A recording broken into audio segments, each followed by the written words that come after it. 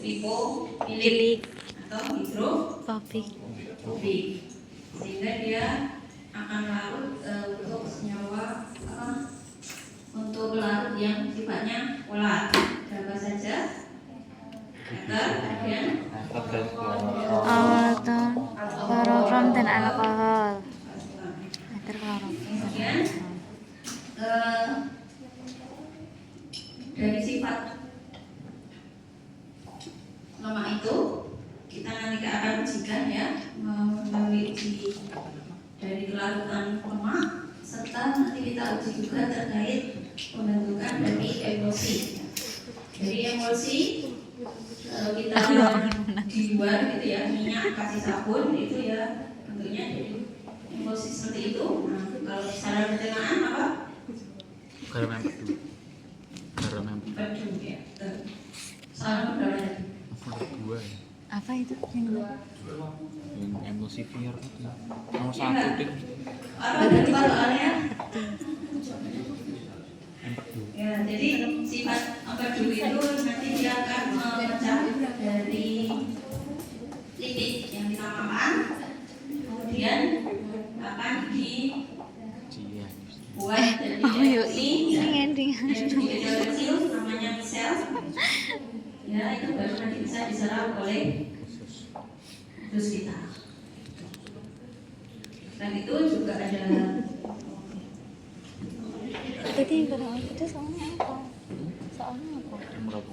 Menjawabnya garam itu soalnya? Kalau emulsifier ada sistem pencernaan. Oh, salah tadi aku salah.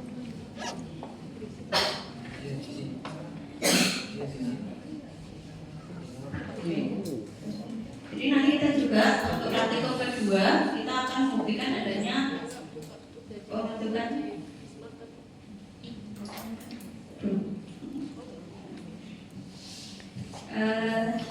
pembentukan emulsi yang praktikum kedua. Nanti ada beberapa jenis lemak yang kita ujikan, ada gliserol, kemudian ada juga susu ya, nanti kita gunakan minyak dan mentega yang kita uji. Terus yang selanjutnya adalah dari uji keasaman lemak. Nah, ini untuk lemak yang minyak yang baru itu jika diujikan menggunakan kertas lakmus, dia pH-nya akan netral. Jadi lakmus merah tetap merah, yang biru tetap biru ya. Tapi kalau minyak tani itu udah ada hidrolisis dan proses oksidasi, jadinya lebih ke asam. Jadinya kalau tadi kira-kira gimana? Pengaruh minyak yang masih bagus terhadap kertas lakmusnya Netral nomor 3 ya. Nomor 3. Nanti silakan diamati warnanya itu yang praktikum yang Ikatan apa? keasaman lemak. Hanif. Yang semakin Ikatan subur protein itu apa akan tadi jawabannya? nanti juga Ikatan asam. protein. Itu tentang lemak, ada kelarutan, emulsi sama pembentukan emulsi sama uji keasaman yang akan kita cobakan di praktikum yang ini. Kemudian yang protein sendiri itu tersusun dari unsur C, H, O, N. Ya. N-nya itu adalah nanti akan bentuk gugus amino ya. Amino itu NH2. Kalau nanti dipanaskan yang kemudian akan menimbulkan bau apa? Amonia. Soal nomor berapa? Itu karena asam amino itu mengandung unsur N, nitrogen. Itu akan digugus aminonya. Jadi kalau kita praktikumkan nanti dipanaskan, pada saat dipanaskan nanti setelah itu dicium baunya, bau amonia. Nanti di ini ya, jangan langsung dicium gini ya. Jadi nanti agak digini karena uapnya nanti kalau masuk hidung akan kurang bagus karena ada campurannya. Gitu. Terus ikatan asam amino satu dengan lainnya disebut ikatan Peptida, polipeptida. peptida. Peptide voice.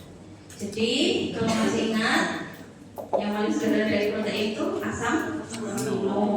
Asam amino satu dengan lainnya nanti akan gandengan membentuk polipeptida. Polipeptida nanti di proses kemas lebih lanjut akan membentuk suatu protein gitu. Jadi bentuk ikatan asam amino satu dengan lainnya itu disebut ikatan peptida. Untuk rantai cabangnya ada kelompok rantai samping R itu bisa dibentuk oleh unsur sulfur ya, sulfur atau belerang. Nah ini kita ketikkan nanti juga di praktikum ada beberapa protein atau asam amino yang tersusun dari Belerang sulfur. dan fosfor. Apa asam aminonya yang dari sulfur? Sistein dan metionin. Itu peritasnya kelompok D yang dapat bocorannya.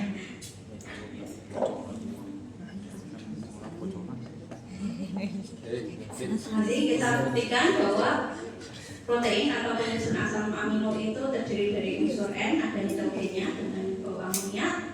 Kemudian dari uji nanti unsur S, belerangnya itu nanti kita bawi seperti bau belerang ya. Kalau bau belerang itu ada yang pernah ke sawah Sikidang? Belum. Ya itu baunya kan kayak telur busuk itu ya, itu bau belerang. Oh, itu bau. Atau naik ke Bromo atau Ijen. Kalau Ijen biasanya sampai pakai masker itu ya. Itu bau belerang. Nah itu dari sulfur ya. Sulfur itu kalau tubuh kita itu penyusun dari asam amino. Hasil dari katabolisme asam amino itu nanti dibuang bisa dalam bentuk gas ya, gas sulfur juga. Makanya kalau kita batus itu apa? Batus apa? Batus kentut. Kalau kita kentut itu kan bau ya. Nah, salah satunya penyusunnya itu kan ada hasil katabolisme sulfur atau belerang. Jadi kayak kalau kita ke kawah Sikidang itu kan baunya belerang kayak bau kentut. Itu contohnya. Kemudian yang kedua kita akan menguji kelarutan protein. Proteinnya nanti dicampur air, ada HCl, NaOH, etanol, dan kloroform. Silahkan nanti dilihat kelarutannya.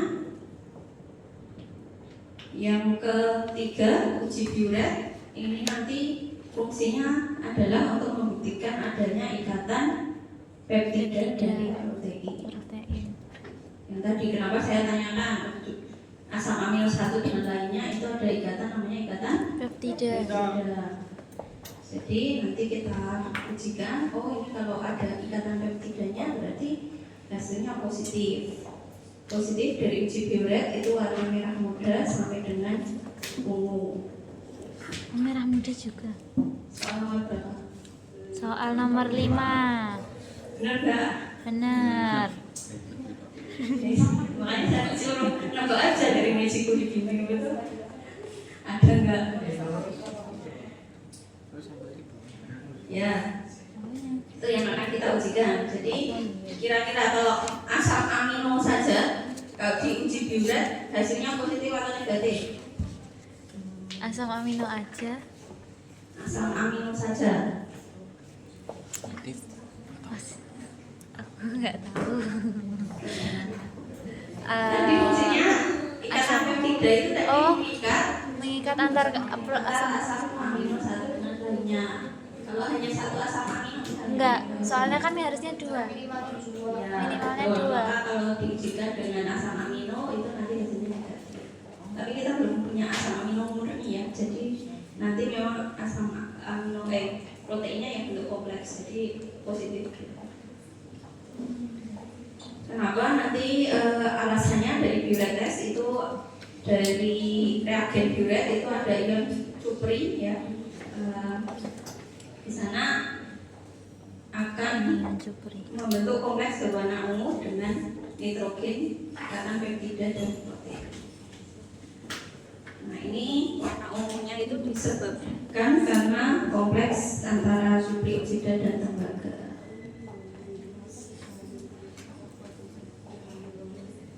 Yang terakhir itu uji ion hidrin, fungsinya adalah membuktikan adanya asam amino bebas dari protein. Jadi jika dipanaskan nanti protein itu akan tersedia. Jadi kan protein terdiri dari asam amino. Nah, kalau dipanaskan dia akan terjadi pelepasan ikatan, makanya bisa hasilnya positif. Dari uji ion hidrin ini nanti positifnya berwarna biru. Silakan nanti diamati. Ungunya? Reagen ion hidrin sendiri terdiri dari gugus alfa amino protein, akan menyebabkan warna ungu dan biru.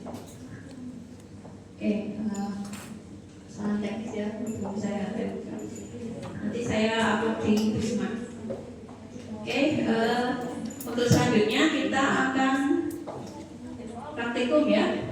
Silakan nanti kelompoknya dibagi, ada yang uji protein, ada yang uji lemak.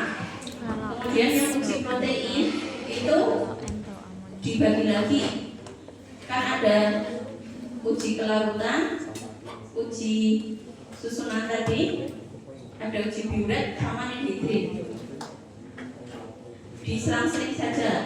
Yang kelompok ini ninhidrin, Biuret, ninhidrin, Biuret, ninhidrin.